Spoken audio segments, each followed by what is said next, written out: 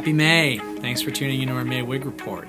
So I have a handful, seems like a lot actually, of updates to give you all this month. We'll of course start with our occupancy. So overall occupancy for April is flat at just over 85% for the month, with a healthy increase in both independent living and memory care, which is offset by declines in assisted living and skilled nursing. Our trend in reducing turnover indicates that we've hit or possibly broken the 60% barrier, which is going to be a record for us, and that'll be big news when we get to announce it, hopefully next month. And related to reducing turnover, we just finished our mid-year team member satisfaction survey. I want to thank everyone that participated and gave us great feedback, particularly if you answered any of the open-ended questions and gave us helpful hints, ideas, and what we can specifically do to get better. So we're going to be providing the summary of results, including all comments to your executive team by the end of this week. And then over the course of the month, you should expect your executive team to review your community scores as well as go over their action plans with you. The plans specific to your community, to your department, and even how they're going to improve and get better. And so another update you should all be aware of by now is that we published a new team member handbook just last week. We touched on this in a couple other communications, including the April WIG report. The revised handbook ensures that all of the critical policies and procedures specific to your employment as well as benefit information is up to date and clearly laid out for you. The handbook can be accessed via UKG on the computer. And be clear on that. So the new employee handbook can be accessed via UKG on the computer, not your apps, on the computer. And all team members are required to electronically acknowledge your receipt of it. We want to make sure you got it, you read it, you understand it. The last and final update I have is that we also just launched a new messaging tool through UKG. So please be sure to keep your notifications for the UKG app turned on and pay attention to them so you don't miss critical information and any announcements being sent your way. You know, every year when we do those team member satisfaction surveys, there's always opportunity to improve communication. Well, you can help us with that. Make sure your UKG notifications are on. Pay attention to the communications that you're sent. So, thank you. May's hospitality highlight is all about creating a moment, taking a seemingly ordinary situation or challenge and realizing the opportunity for excellence and acting on it in that moment. A favorite quote of mine is, "We don't remember the days, we remember the moments." So let's dive into the action steps on how to create a moment. Opportunities for excellence occur when we are faced with a situation and respond in a manner that creates a winning outcome. First things first, personalize the experience. Know your members' names and address them accordingly. Know your members, understand their likes and dislikes and also their preferences. Surprise and delight. Take every opportunity to surprise members and guests with unexpected positive gestures. This is where excellence is made. Let me provide you with an example. If you found out recently that one of your members that dines with you every day for lunch has not showed up for lunch the past few days because they're not feeling well, what we have here is an opportunity for excellence, a way to create a moment.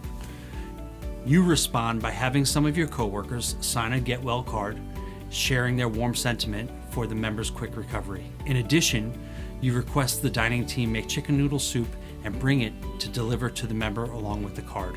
These seemingly simple steps have created a moment, a memorable experience that will certainly be shared and praised by many. So there you have it. Opportunities for excellence present themselves every day in serving our members and also our prospective members. It starts with the decision by you to be extraordinary and not ordinary. Remember, you are in control of how you respond in any given situation. You're empowered to create a moment. Until next month, be remarkable, be memorable. Thank you.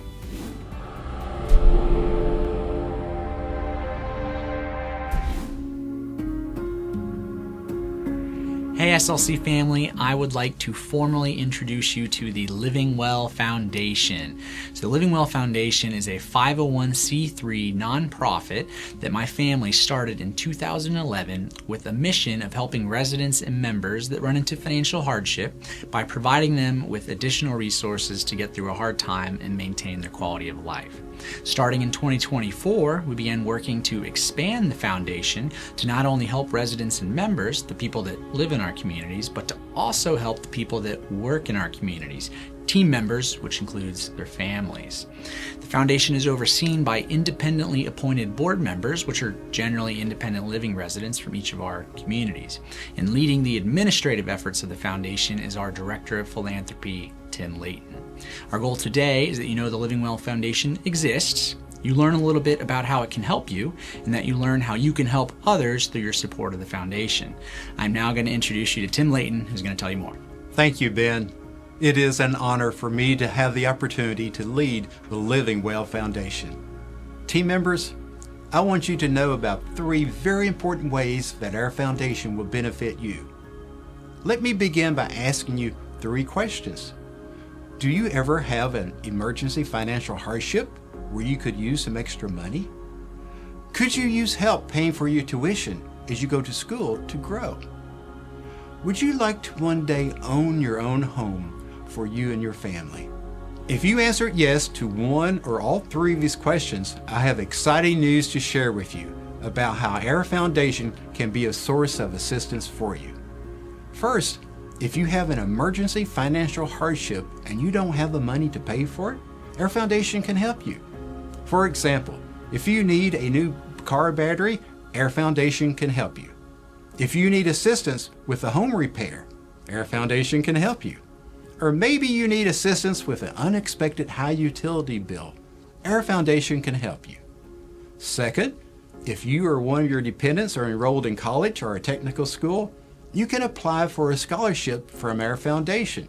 Your scholarship does not have to be paid back in any way. Third, if you have a desire to own your own home and need some financial assistance with its purchase, our foundation can help you realize your dream. For my 7 years as the Executive Director at the Lakes at Litchfield, one of our communities located in Pawleys Island, South Carolina, I know personally many of the financial needs that you, our team members, have. I am excited that we now have a way through our foundation to assist you in meeting many of your needs to improve your quality of life. Our new logo contains a lighthouse. Lighthouses are often seen as beacons of hope, guidance, and safety. They represent a sense of protection and security while they guide ships through rough waters to a place of safety. The Living Well Foundation wants to be that for you, a resource of hope and safety by being a light in the lives of you and your family. For information, including guidelines and directions on how to apply to our foundation for the 3 kinds of financial support, please visit the foundation's website. If you have questions or need assistance, please reach out to your Human Resource Director, or you can contact me personally at my email address. As the foundation gives many of you hope for tomorrow by providing financial assistance, I encourage you to be the light to those you serve alongside every day who need your support and encouragement. Let's be the family that truly cares for one another. Blessings of peace and joy to you and your families as you bless others by letting your lights shine bright.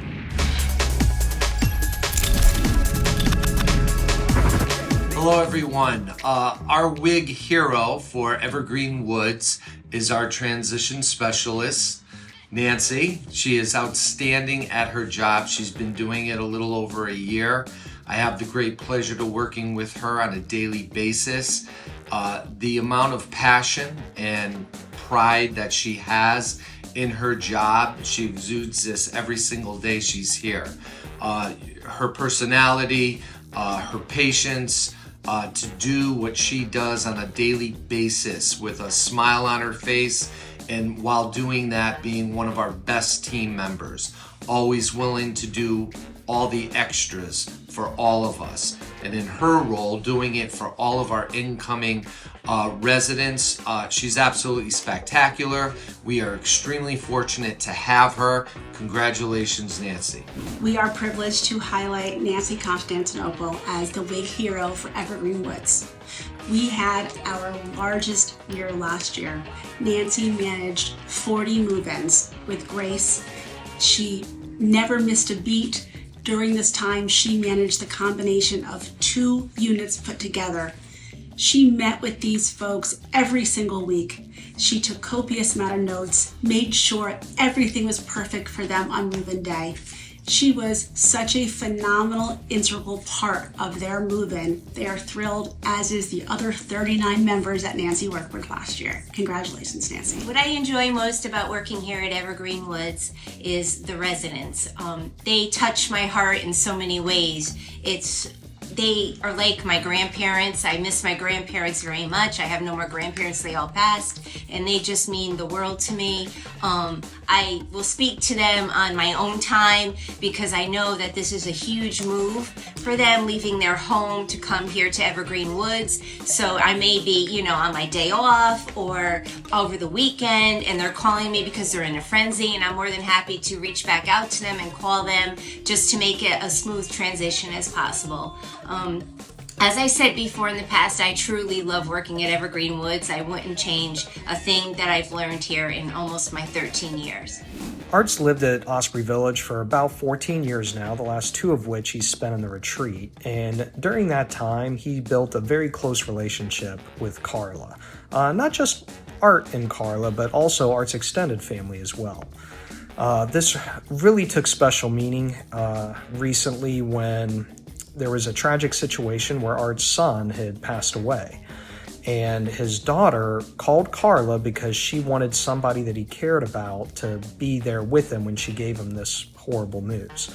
So Carla dropped what she was doing. She went and sat with Art when he received this phone call from his daughter, and she offered him comfort, shared tears, and supported him through that painful moment.